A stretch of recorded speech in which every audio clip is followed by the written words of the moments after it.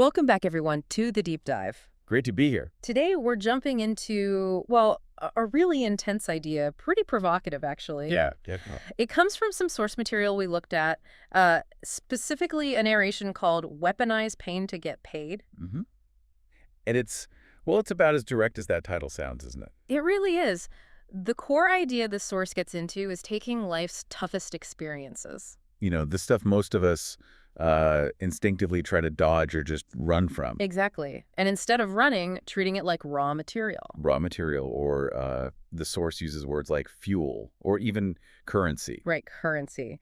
So our mission today is really to unpack what this means. What's the source arguing about adversity? That it's not just something to, get through. But something to actively use, to push yourself, find success. Yeah. So the main premise it lays out is pretty stark. Pain, heartbreak, failure, rejection. All the big ones. Yeah, these aren't just like roadblocks or things to avoid. According to the source, you're supposed to leverage them. And it draws a clear line, doesn't it? Yeah. Contrasts this with the usual reaction. Totally. It mentions how most people, when they face that kind of pain, they might try to, medicate it somehow. Or just distract themselves, right? Endless scrolling on the phone, that kind of thing. That's path one, yeah, numbing it out. But then path two, the source describes this other group. Uses some really strong language, actually. It does. Calls them the few, the savages, the dogs. And it argues these are the ones who don't run. They lean into the pain. They face it. And crucially, turn it into that currency we mentioned. So it presents this like almost binary choice, a fork in the road. Your pain is either your prison, basically, that keeps you stuck in mediocrity. Or it's your power, the thing that lets you outwork people, outgrow the doubters. Not a lot of gray area in that view. No, not really. And it gets specific about the pain, too. It's not abstract. Right. It mentions things like being laughed at when you share a big dream. Oof, yeah.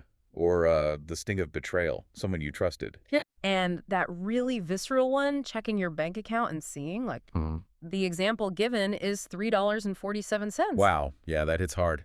Specific. And the source argues that kind of pain, it creates urgency, it makes you, and this is its term, dangerous.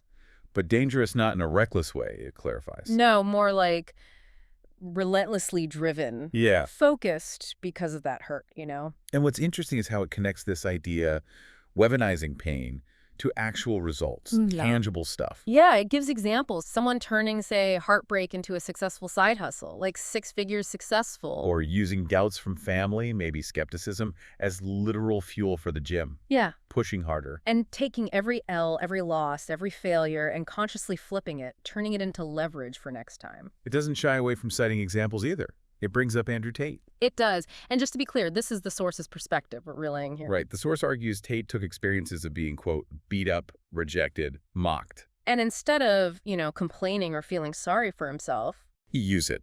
The source says he used it as ammunition to, quote, cash in. Yeah, presented as a prime example of this pain as fuel idea. So stepping back, the picture the source paints isn't about gently overcoming things. No, it's more like building something formidable because of the hard stuff, fueled by those hurts and this, fierce drive. Definitely fierce. And it ends its main points with this really challenging, almost defiant statement. Yeah, suggesting success came not from luck or anything easy, but because, quote, one suffered harder than you ever will. It's not dismissing suffering, but framing it as the actual catalyst, taking ownership. So recapping this source's message, it's powerful, maybe a bit controversial. Definitely provocative. Yeah. Pain, setbacks, the source argues they aren't liabilities, they're assets. Big if you choose to see them and use them that way. Right. The choice is key in this framework. So the source basically says your scars are currency, which kind of leaves us, and you listening, with a question to mull over. If this source claims pain creates value, what value have your challenges, your failures, your rejections, what have they actually created or maybe unlocked in your life?